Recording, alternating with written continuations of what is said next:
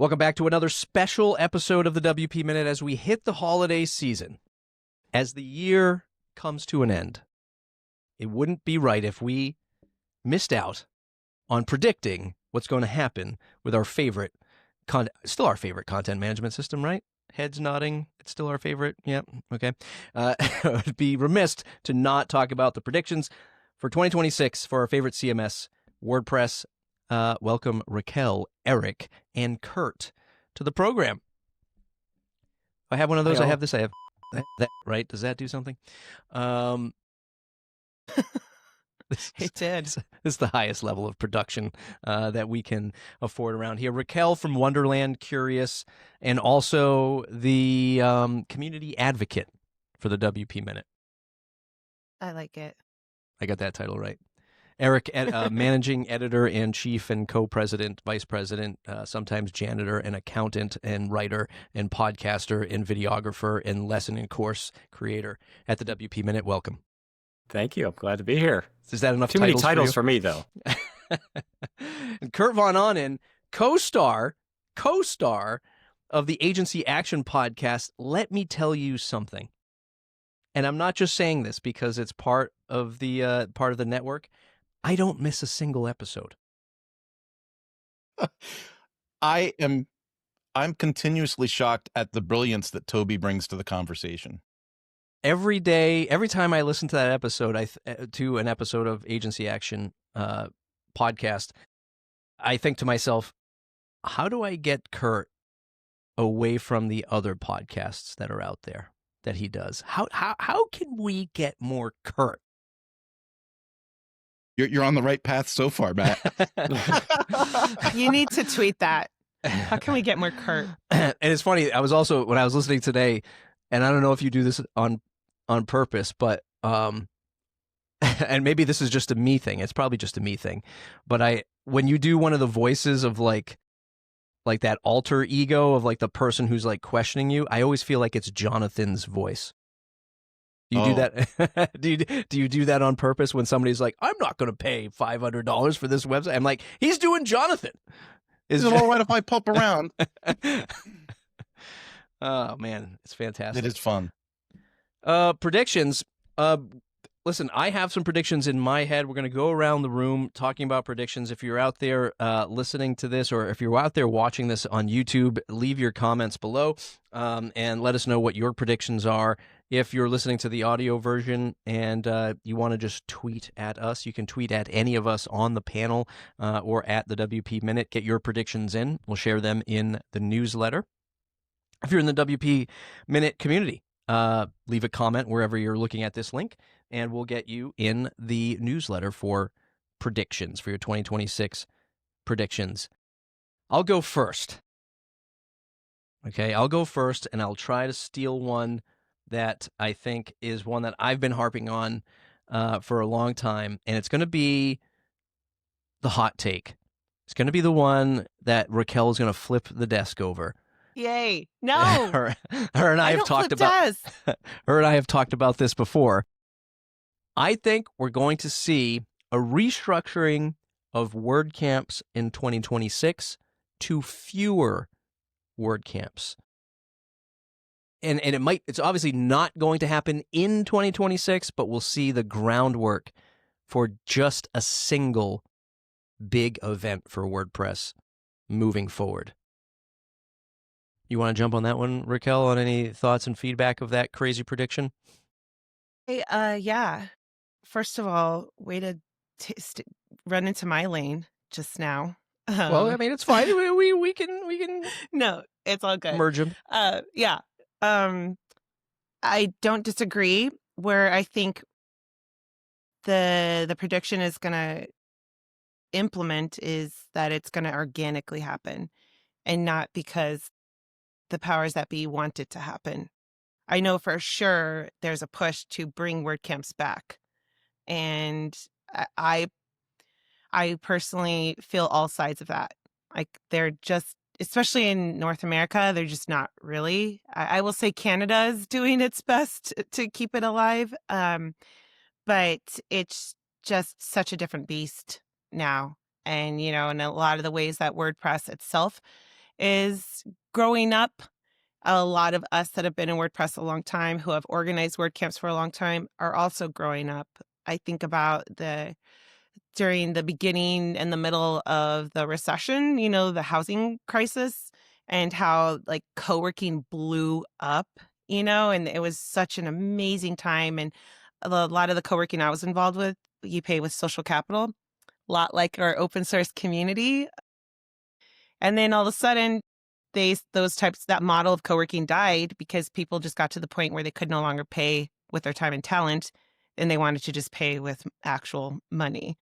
And that's the hard part that we're seeing with events. And I know that even from my own personal experience, when I asked about alternative WordPress events and thoughts around it, responses have been like questioning the intent of those who are organizing it. And as someone who, full disclosure, hosts one of those events, the intent is because we're spending a lot of time and effort into an amazing, amazing event, and we're doing it for free. And at the end of the day, need to make a living. So how do you marry that and bring more WordCamps when there's a little bit of burnout, there's a little bit of discourse within our community, and it's really hard to get people to want to do that for free, even though we believe in open source and we believe in WordPress. So I don't know if that helped. I just said a lot more. Yeah, no, it does. I mean, so my thought process is I interviewed Miriam Schwab yesterday from Elementor. That episode won't be out yet, but I did a recap of State of the Word, and I look at State of the Word as Apple Day. Like, if I was in Matt's shoes, and I'm using this as the most prominent event. And, well, actually, Raquel, you were there, right? And here's what I didn't know. For those of us on the outside who just watched the live stream, first of all, the live stream kept breaking, which Miriam said was a problem with the internet at the Salesforce Tower where the event was. But when you compared that, because this is what I did in my recap, when I compared that to Tokyo last year, like Tokyo was on a stage, there was an orchestra or, a collection of instruments and people were playing them right alongside of it. It felt like a grander experience. And when I saw that, even though the temperature of WordPress back then was like, I don't know what's happening here. Me just like observing it was going, okay, this is the direction we're moving in. And from the outside looking into this event, it looked like we rented some office in the, back corner of some accounting firm. Yeah, the view was great, but it didn't look anything special. But then Miriam told me, and maybe you can just fill in a few of the blanks, that you weren't allowed to take any pictures and like showcase. And she said like it was actually really nice. It was like it was a nice spread. There was a nice venue. It looked good. There was like some art stuff that you could interact with or something, like albums that you could take with you or something like that. And she just said that, yeah, like there it was great, but on the live stream, it just looked kind of cheap. And me wanting the best representation of WordPress, that live stream wasn't it, in my opinion. But it was pretty good. Boots on the ground. It was good. Yes. Actually, I'm like, I could show you guys the vinyl I printed. Yeah, that was a fun little interactive. They just had old vinyl records. I wonder if they were from Amoeba. I feel like, Eric, you would know what I'm referring to when I say Amoeba. Yeah. But yeah, duh. Yeah. But that was fun. You got to actually I ruined a shirt because you use vinyl paint, and I got some on my top, but whatever. The space was really nice. It was really high-end, upscale. But to your point, there wasn't a stage, and it did look a lot like meetups that I've hosted here in the Valley, like at the GoDaddy new tower. It was similar. I would say definitely nicer Salesforce tower. But there really wasn't much of a stage. But the production itself felt still, state of the word. And there were some parts of it that I really enjoyed, like I call it the Tech Bros Program Network, but I don't think that's what it's called. It's just the TBPN. Yeah. Yes. Yeah. Yes, that part was I saw really that. cool. I liked that. And yeah, it was, I mean, yeah, I would say too, it was pretty tame, right? The event itself, there wasn't really anything salacious. I would say even at WordCamp Canada, there was even some more like insightful words that were used where I didn't really see anything at all. at State of the Word. All right, let's keep the predictions rolling. I'm going to kick it over to Kurt. And I Do just you have a prediction, I Kurt? just picked something out of my own head, right? Just pick something out of your own head. 2026, what does WordPress bring us? So I'm looking at a couple of houses that make plugins and how they're starting to form suites that, if we're not careful, become like little fenced gardens, right? I love WP Managed Ninjas and their products. I use them as an agency, but now they've got like this whole suite, and it's kind of forcing people in the agency space to be like, we're a Fluent house. Or if you're with Adam and his team, you're a Surecart house, right? And so, because Surecart just released that CRM tool. And so you've got the CRM, you've got the cart, you've got the SEO on their channel, right? So they've got their own SEO product. And I think from an agency perspective, it's almost forcing us into these channels where you make an investment in a certain line or vertical of plugin company for the integrations and for the functionality. And then I feel like if we're not careful, it'll stifle us on what's really possible with what we can do, because we'll find our comfort level in that vertical, right? Like they say, the riches are in the niches, and the fear is that you'll get into that niche and then you'll just be stuck in that spot, right? And then I have another, if the show goes long enough, I have another prediction, but that'll be different. Yeah. Let me just unpack that one a little bit. I'm curious on how you see Fluent is a great example because they have a ton of products. I mean, they are able to develop and iterate at a breakneck speed.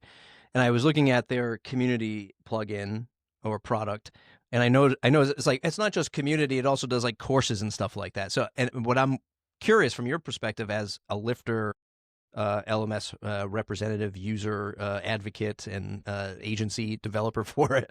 I'm wondering like how you think that impacts, the plugins that don't have all these other features but are like really great at courses, like Lifter LMS does.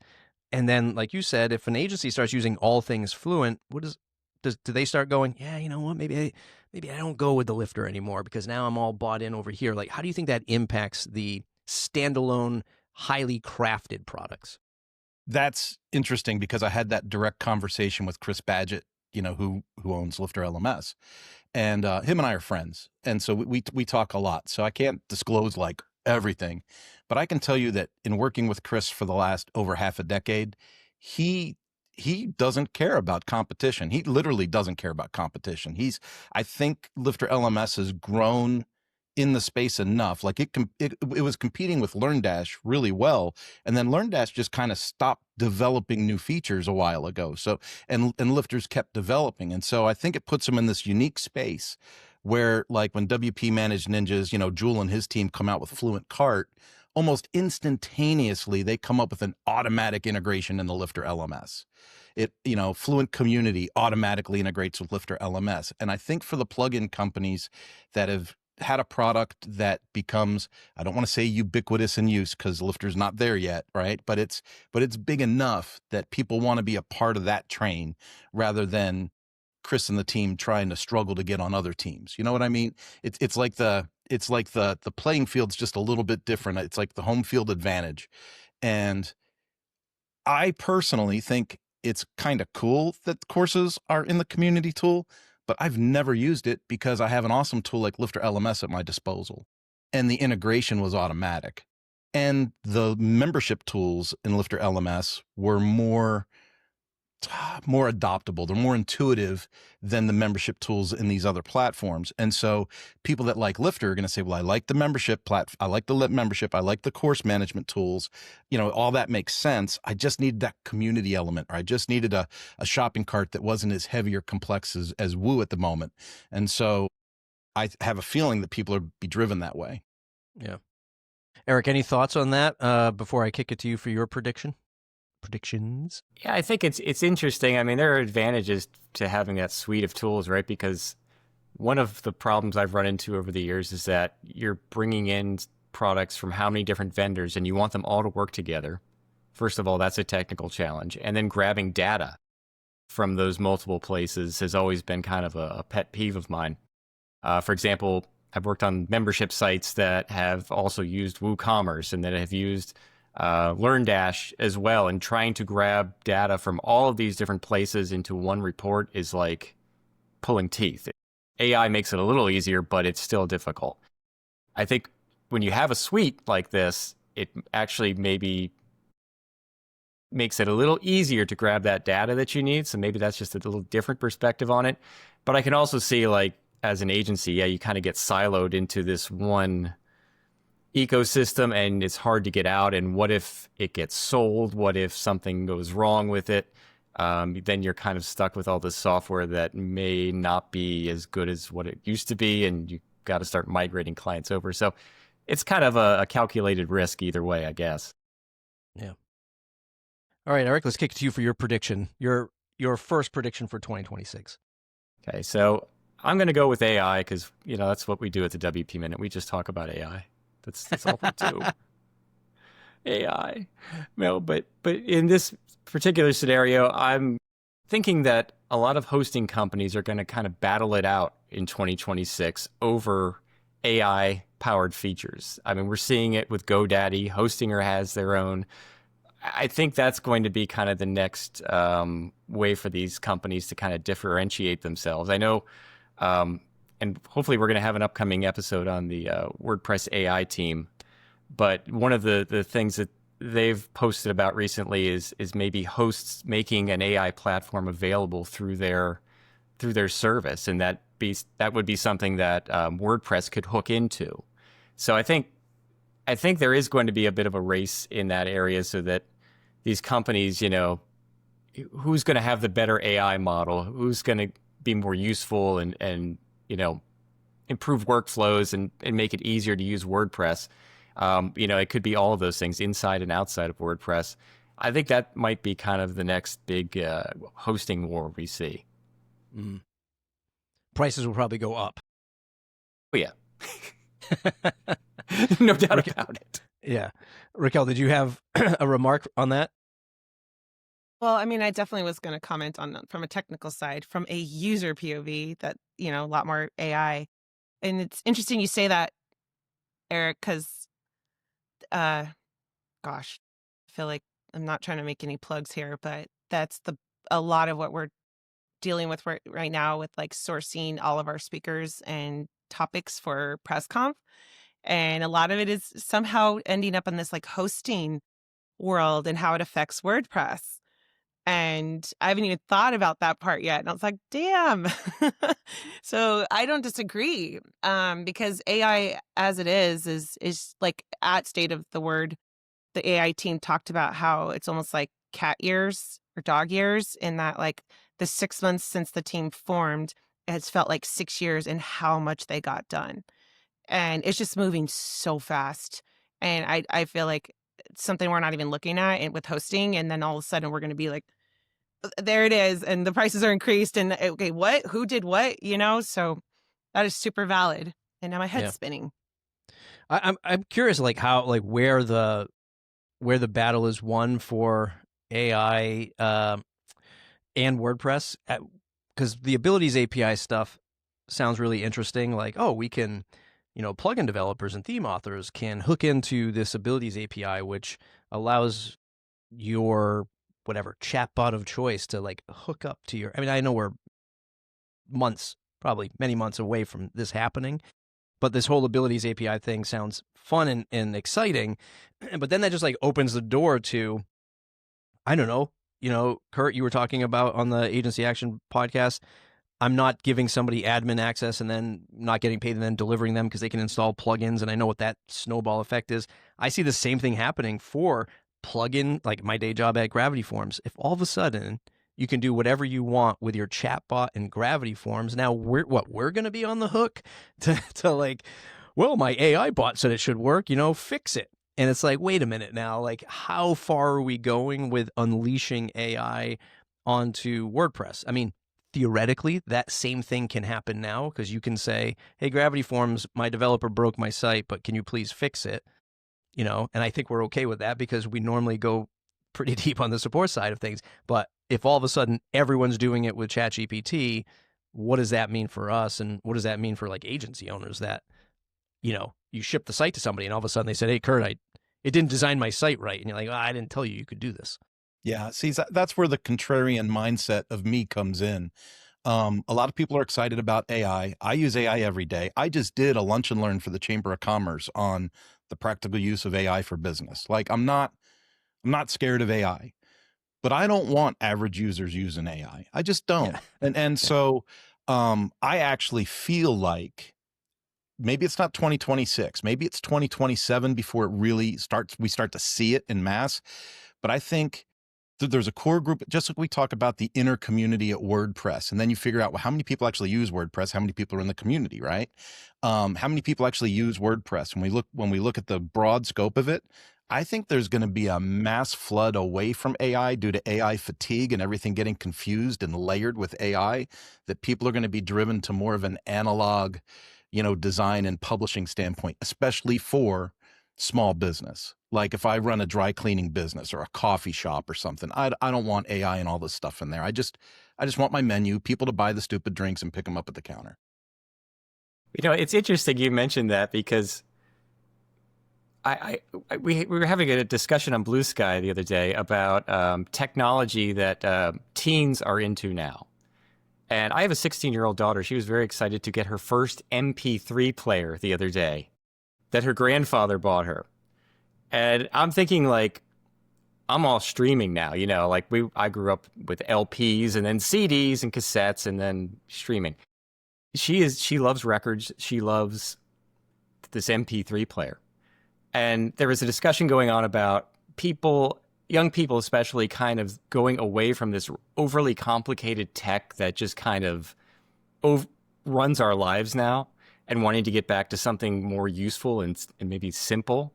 And I could certainly see people getting AI fatigue and just saying, you know what? I liked it better the old way. I don't need this thing monitoring everything I do and giving me suggestions I didn't ask for. Maybe people start to go away from it. I did see some comments in posts by the AI team where people were asking, are we going to be able to turn this off? Is there going to be like a function that I can add to my WP config to turn off the abilities API? Because I don't want clients messing with this, and I don't want anyone putting anything that I didn't, vet in there. So, that makes sense to me. To your point, Eric, I work with a really large group of college-age kids every week. And I was shocked to find out that they get excited to get mail in the mailbox. Whoa. Like Yeah. I check the mail like once a week, begrudgingly, throw away the junk mail, run in terror from the bills. And I was talking to these kids and I said, what do you mean you're excited about mail? That's stupid. And they were like, we grew up in the internet age. The only time we get mail is when it's something cool, like a Christmas card or a gift or something from grandma. We get excited to see mail. And it's just, the perception is completely different. And I feel like if we don't take into account the perceptions of the masses that use the WordPress platform, we get too focused on what the inner group is thinking, and it becomes this echo chamber of stuff. Yeah. Raquel, you're up. Predictions for 2026. Yeah, I mean, my predictions are mostly going to be community-based as well. But I did have the AI in there that we're just going to see it just continue to blow up. Looks like we've already talked a lot about what's going to happen if and when it does and how. But very similar. I mean, I definitely was, really concerned about the lack of WordCamps. And I personally feel like there's a place for WordCamps and there's a beauty behind WordCamps. And that's coming from somebody who now does an alternative WordPress event.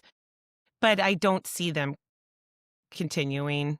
And I'm even now catching wind that other communities outside of WordPress are catching on to the fact that WordCamps are dying. And they are looking at that from a capitalistic POV.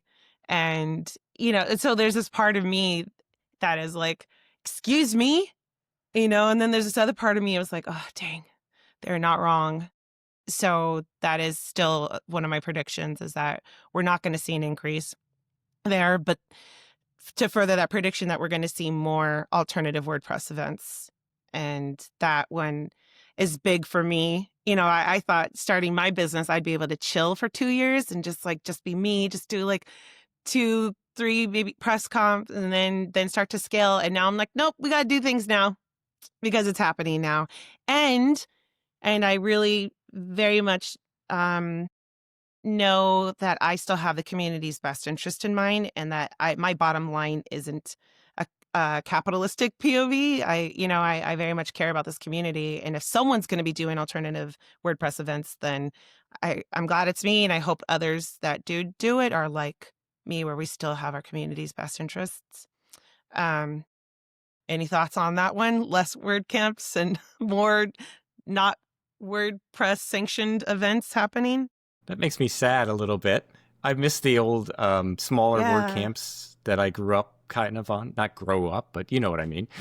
I was still an adult at the time, but somewhat. WordPress grew up. But I do miss that. I miss, the getting together with the community, and I met a lot of cool people that way. Maybe it will come back in the form of all these alternative events that are regional.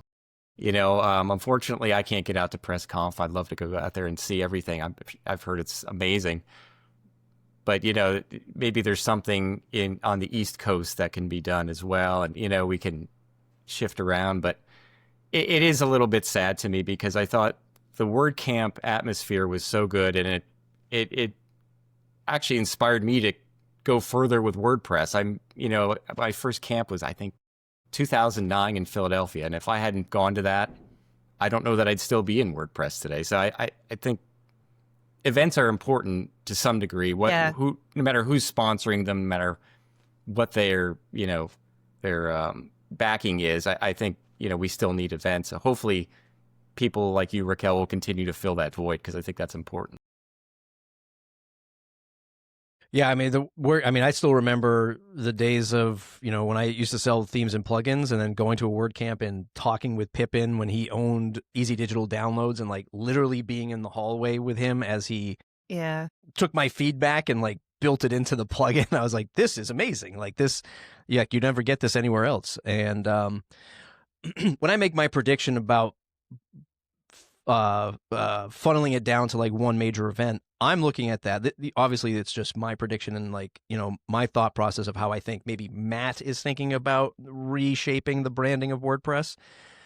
I'm going on like this gut feeling that Matt thinks I need to reshape the brand and kind of control the narrative of WordPress if I am to continue to grow this thing, right? And we might have our issues with that, but I think that's typical like business play. That's just me guessing. Raquel, I'm curious, who else should we be paying attention to, either on the automatic side or in the community side, to see like what's happening with like the planning? Who do you like pay attention to on that side of it to go, all right, he or she is not doing this thing. I don't see them, collaborating with this. Is there something we should be paying attention to in order to like really feel I don't want to say canary in the coal mine, but like canary in the coal mine effect? Yeah, I think it's a little bit multifaceted. A couple of key players are Mary, for sure. Mary Hubbard, who's definitely leading a charge there with WordCamps. On paper, from a global scale, WordCamps are increasing. What is so funny? I said who? Oh, okay. So in Asia, and so from a not person, but community, APAC, they're blowing up, and after WordCamp Asia in Bangkok, a lot of people's sentiment was like, it felt like going to WordCamp San Francisco 2012, 13, 14, where it's like WordPress hadn't even peaked, and there was this excitement, and it was like, at the time, that was essentially the one and only flagship event, and then shortly after it became WordCamp Europe and all that. And so watching the Asia community right now, if you're in Slack, again, so talking about people to watch, communities to watch, but places to watch is in Slack and the community side. There's the community team. There's also the community events. And so on the event side, you could see the transparency there, and that you could see every application for any WordPress meetup, every application for any WordPress or WordCamp, and they're all APAC. just about every single one of them. And then every once in a while you see like a European or like an African centered event, but almost all of them are somewhere in Asia. Now that's a really big, APAC itself is like, we're talking like almost 2/3 of the whole world, in that sense, to some degree, but it is still very new there, and so from us as Westerners, and I include even Australia and Europe in the whole Westerner, sort of POV, there's something magical, I think, to at least be aware of and hold in the Asia community, because I was at the last two WordCamp Asias. I won't be at the Mumbai version this year. But when you're there, you're seeing the most incredible stories and heartfelt emotions around this open source project. And it brings you back to when you fell in love. For me, as a Westerner growing up in America, going to my very first WordCamp in 2012 at WordCamp San Diego blew my mind, because they were so open and friendly, and I could not believe it. And it's what made me fall in love with the community and the project itself. And so you're in Asia and you hear these stories of people who had not been able to put food on the table for their families, and then they discovered open source, particularly WordPress, and they're now feeding their families. And that's still something, I believe. That's still something to not be so pretentious in our Western selves, and still look at this product and see how much of a game changer on a global scale that it is, So watching the Asian community in particular is a really good indicator of at least where WordPress is going as a whole. I don't really know how that helps us from how we bring change here to America, because we're so jaded, including the other Western countries I've mentioned. But I think in our jadedness, if we could just take a peek into there and see what they're doing, I think that will bring some perspective that could help. Speaking of family friendly and fun, my next prediction for 2026 is the lawsuit is settled and the gloves come off. I think that, again, I think what's happening behind the scenes is Automattic does need to, which I started to talk about in this year's prediction post, and it sort of kind of came true with like cutting the fat and doubling down on WordPress. And I mean, we did see that with some layoffs, which is not super exciting or inspirational. But I think once the lawsuit is done, we're going to see, no matter which, I can't predict which way it's going to go. I don't have a prediction for that. But I think regardless of who wins, if there's even a winner in this thing, we'll start to see Automattic unfold what I am presuming is going to be like a bigger marketing push, right? We are the people behind WordPress, and then there's WordPress open source over here. And I've been saying that for a long time, but I truly feel that 2026 is the year where once the lawsuit's done, we're going to see an all-out push. I have no inside knowledge. I think with Matt investing in I'm gonna forget his name now for Jetpack. Devin. That he's invested in Devin and hiring him and bringing him on to lead that product. I think that's going to be the thing that's put in front of like the consumer product that Automattic starts to say, here's why we're the best. It's this Jetpack thing. Come here, experience it.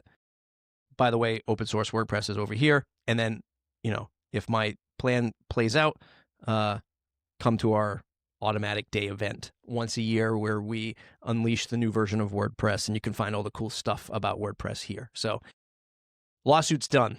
Anyone want to jump on that grenade? Ha. My other prediction was actually the opposite, that they're not going to settle. Okay. All right. I just see them so dug in. Okay. And they've gone through all of this already.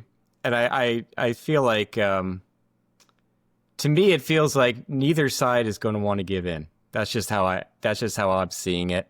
I would love for it to be over like yesterday, because it's just been hanging over everybody for so long. But I even saw a post from Matt Mullenweg the other day. A marketing person from WP Engine, mentioned something on LinkedIn, and he reposted it with a comment about, you can guess what it was about. And I just see this as something that is going to drag on through the year.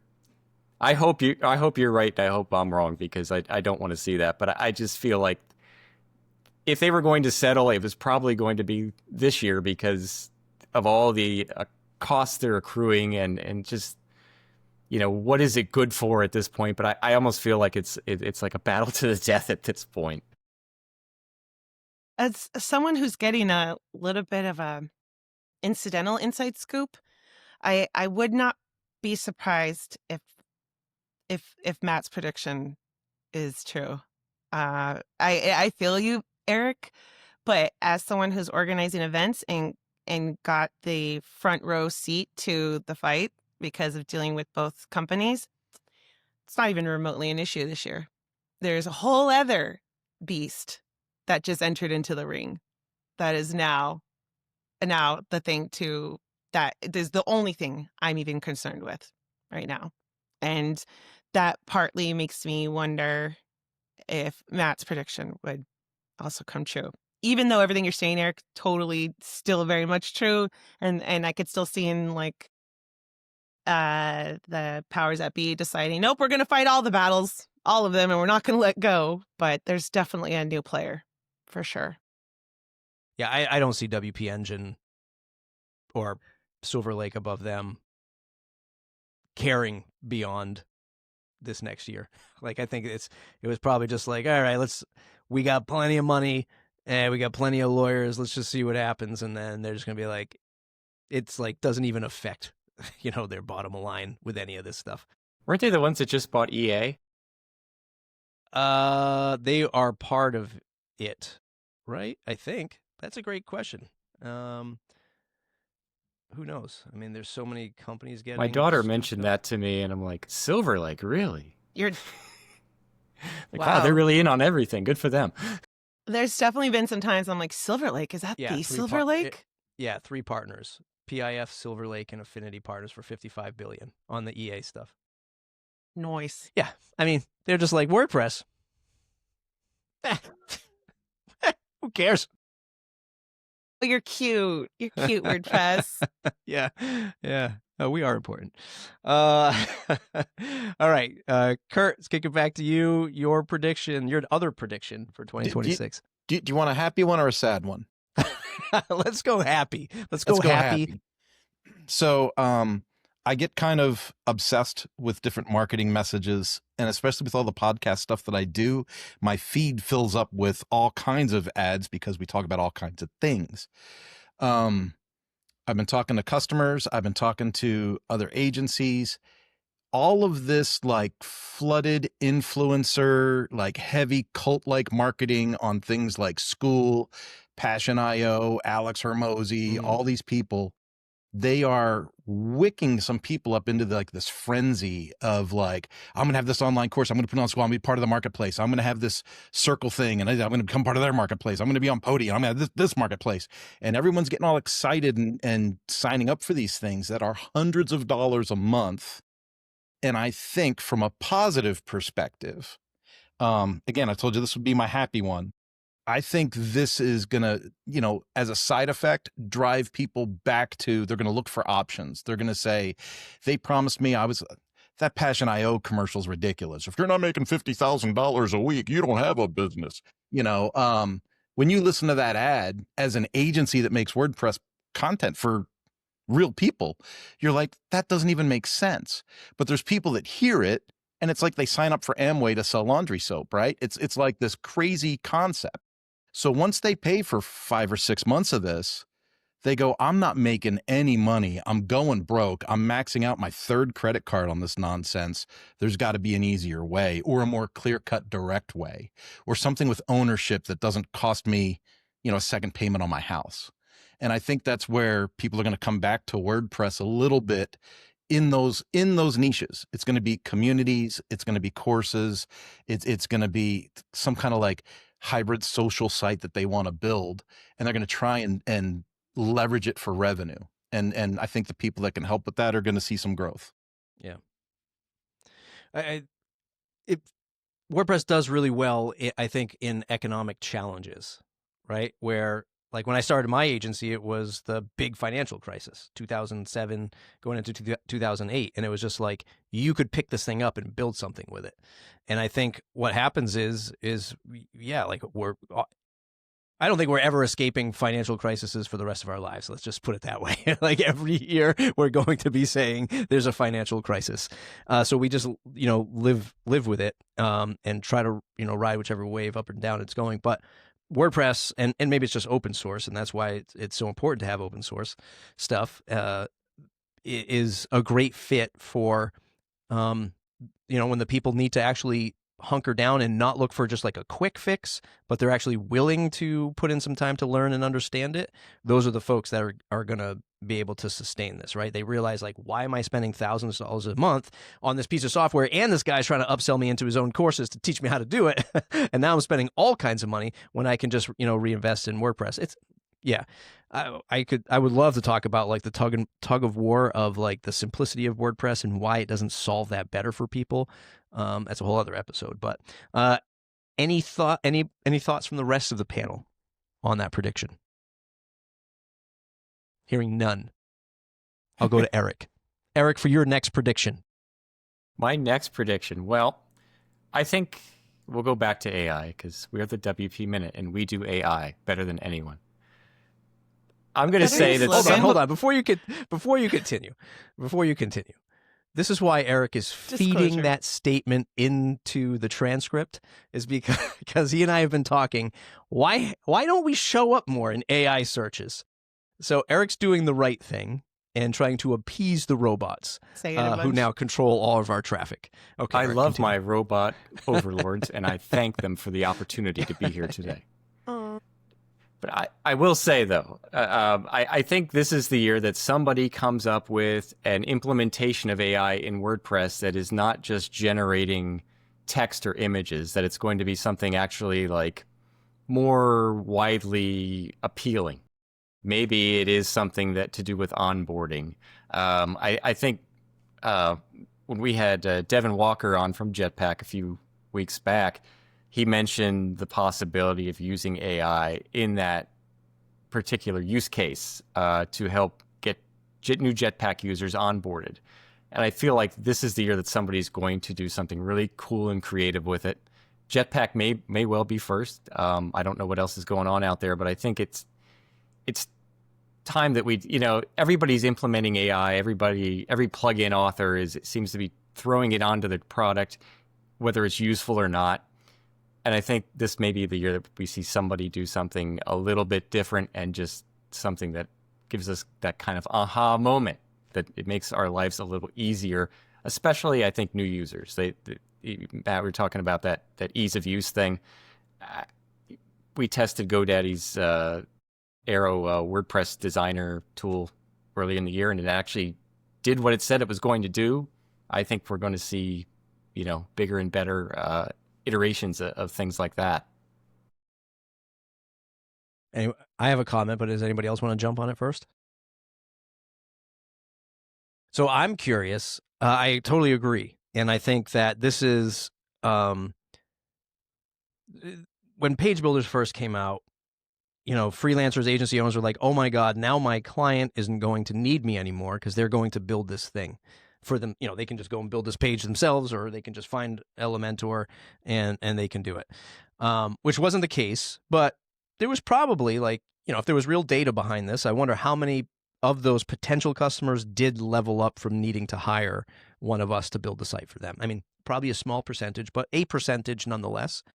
I'm curious how, if AI gets as good as it's promised to be, how much of that onboarding and that WordPress maintenance intelligence does the average user get, where they don't need that monthly maintenance plan from folks like us, right? If your AI agent is in WordPress going, oh, you need these 3 updates this month. And by the way, you need these updates because there was a security release for XYZ plugin. Do you want me to update these plugins for you? hey, you know, those keywords you used in the title of that, you know, product page, that's not going to rank really well in any kind of search term. Let me help you reshape that. Or the images you uploaded were too large. It's going to make the page load slow.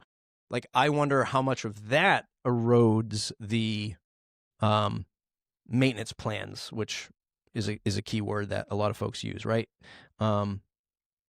So yeah, that to me, I agree with you that I think that's going to happen, because actually WordPress kind of needs it. But how does that impact the rest of us is an unknown to me. I don't know if you have any thoughts on that.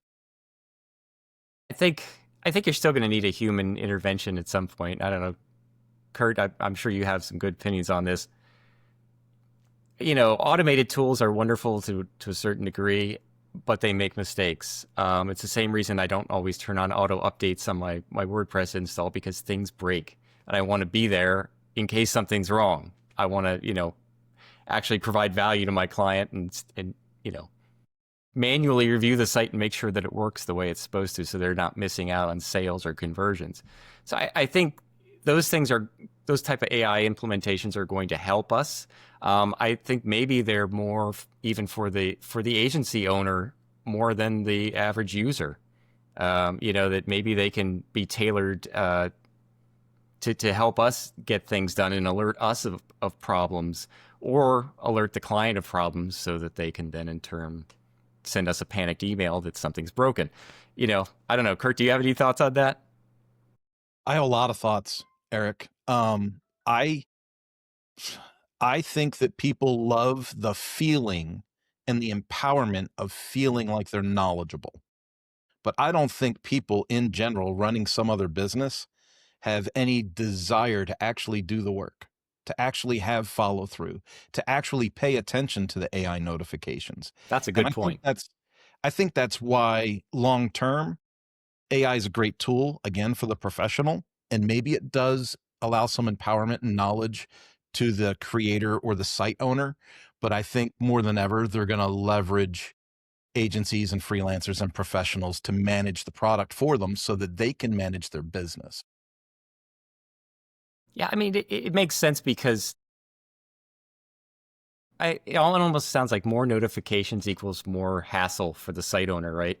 If they're constantly getting pinged, hey, you haven't updated to PHP 8.3 yet. What's wrong with you? You know, if they're getting that on a daily basis or whatever, it's going to stress them out, right? They're not going to want to do that themselves. They're going to want to hire us to do that for them, so that we are the ones that are annoyed with all the constant chatter from these bots that are probably going to be pinging us every 10 minutes.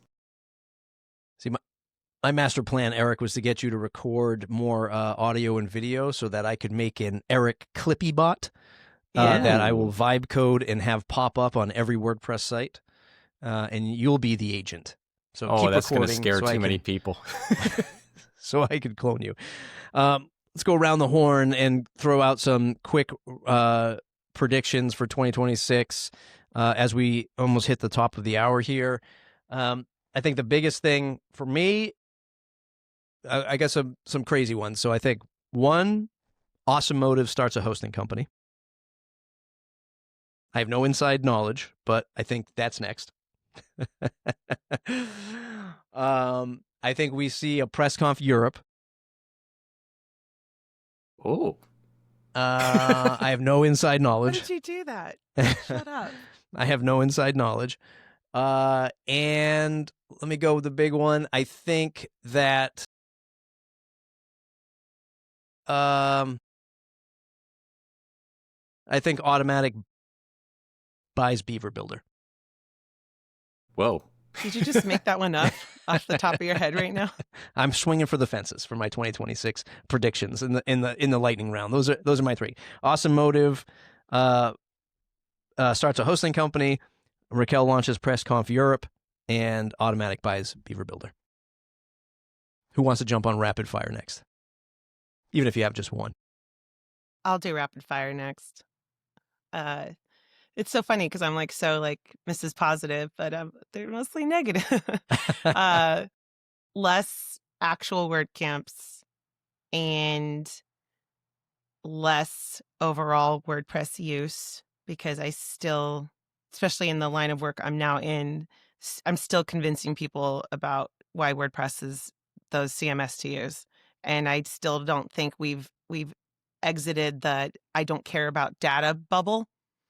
And yeah, so I think less use of WordPress and still less or more apathy toward owning your own data. And that's a good one. Yeah, I mean, yes. Do you actually think the percentage goes down? Or even just stays stagnant. Mm-hmm. Okay. All right. Kurt, I know you got a couple of them, or one of them. Well, I got one, and it might be controversial, but I think that Etch is going to continue to develop, and its user group is going to continue to expand. And I think as great as it is, it's going to drive a wedge through some of the community with some of the marketing and conversations that happen around it and its use. So if that's one of them. just be kind, then that would also help. Yeah. It does a lot. I also echo the sentiment that there'll be less WordCamps and some more struggles with getting your WordPress meetups to go. Like, I think it's great Devin's got like a sold out one in San Diego, but there's only like 4 or 5 that come to mind in Kansas, right? It's going to be harder and harder to fill these meetups and these WordCamps, because once you get out of your own personal bubble and you get into the community a little bit, you start to see these fractured comments coming from these other channels. And so my next prediction is that somebody, Raquel, Kurt, somebody, really starts a cohesive kumbaya kind of a channel where we kind of get people to get excited and come together regardless of the tools of choice, and just really endorse this open source thing a little bit better, because we're allowing too many fractured conversations to happen that look contrarian and adversarial rather than just bringing everybody to a successful result. Eric. I've got 2. One is that Jetpack better be AI, man, or you're missing the mark here. I will do AI. You should give me a chance. The first one is that Jetpack's going to look completely different in a year. I think that's what Devin Walker was hired to do, and it's going to be a lot different than what we see today. And the all things to all people, I think, will be probably a little bit narrowed down. One of my guesses. And the other one is, and this is kind of a bummer, but I see a major privacy/security incident coming with AI. I think it's either going to be national security, international security, but some awful data privacy revelation. I just see that coming because it just, well, I mean, it's kind of like shooting fish in a barrel. With the dangers that are going on now, even the way that people are tricking these models to provide, potentially dangerous information. I'm actually just writing something up about this. It to me, it sounds like we're kind of on the ledge here of something big, some kind of big scandal. Not sure which company it'll be, but it sounds like to me something like that will come. And you're talking government, like beyond WordPress, right? Yeah, like beyond WordPress, it'll be like a societal thing, and maybe it gets finally someone to take a look at, some sort of guide rails for all of this, whether it's voluntary or regulatory. I think we're just so much in the Wild West with this right now that, something's going to happen and it's going to impact a lot of people negatively, and there's going to be a lot of blowback on it. Yeah. Happy 2026. Maybe that will null my prediction about like people not caring about data. And so then maybe that would cause everyone to care. It might. You might have a situation where, people kind of come to the realization that I really don't want Mark Zuckerberg to have my data. I don't want Elon Musk to have my data. I don't want Sam Altman to have my data. I want to have my data.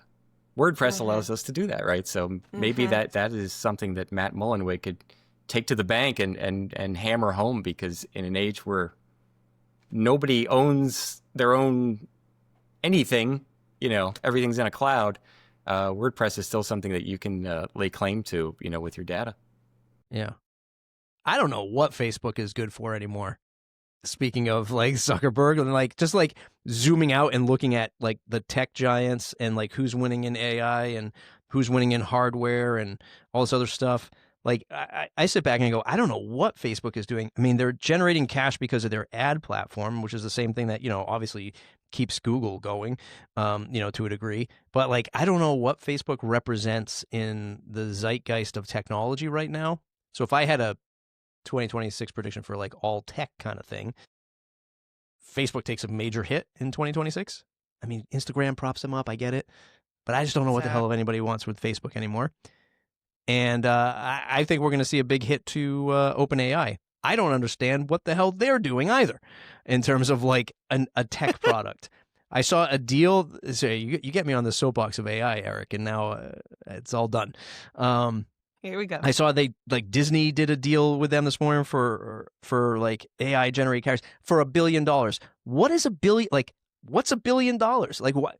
I feel like they're asking for trillions of dollars, and Disney's like, we'll give you $1 billion. I feel like OpenAI is like me trying to get sponsorship for the WP Minute, sitting on the corner of the street, dancing in a banana suit, going, I'll take anything you give me to keep this thing going. And that's what OpenAI is doing. So if I know what I feel like, I can imagine what Sam Altman feels like. So we're going to see 2 major hits to Facebook and OpenAI in 2026. All right, I had to get that. There's still lots of boomers and Xers. Sorry, no offense. What does that mean? They love the Facebook. Yeah? They love it. I've left it. I never. Yeah, I don't ever Eric's use the it. one who's I don't ever use it. I left Facebook when I still lived in California because nobody uses Facebook, only old people. And then when we moved to Kansas, everybody in this small town was on Facebook. Wow. And I had to like revert and go back in time and like, regenerate my profiles and stuff. Very interesting. Yeah. It's the WP Minute 2026 first annual WordPress predictions with the great Raquel, Eric, and Kurt. Raquel, where can folks find you to say thanks? Raquel Karina almost everywhere. And that's just because I can't get Raquel. Although on Slack, I am at Raquel every Slack instance. So yay. Aside from the Agency Action podcast, Kurt, you're at 1,000 other podcasts. Where else can folks find you to say thanks? Mañana no más. So Mañana no más, all the socials. And then I'm on LinkedIn. I'm the only Kurt Von Ahnen on LinkedIn. So when you find me, you know you got me. Noise. And Eric? I am probably the only Eric Karkovack on LinkedIn The as WP well. Minute. So you could probably find me there, or my business site is karks.com, Karks. The WPMinute.com, the WPMinute.com/subscribe. It's the #1 way to stay connected. Thanks for all of the listeners, readers, viewers, respondents, folks in the Slack community, for our lovely sponsors that help keep this ship moving. We really appreciate it. It was a great 2025. We look ahead to a great 2026, regardless of what we said on today's podcast. We'll see you all next year.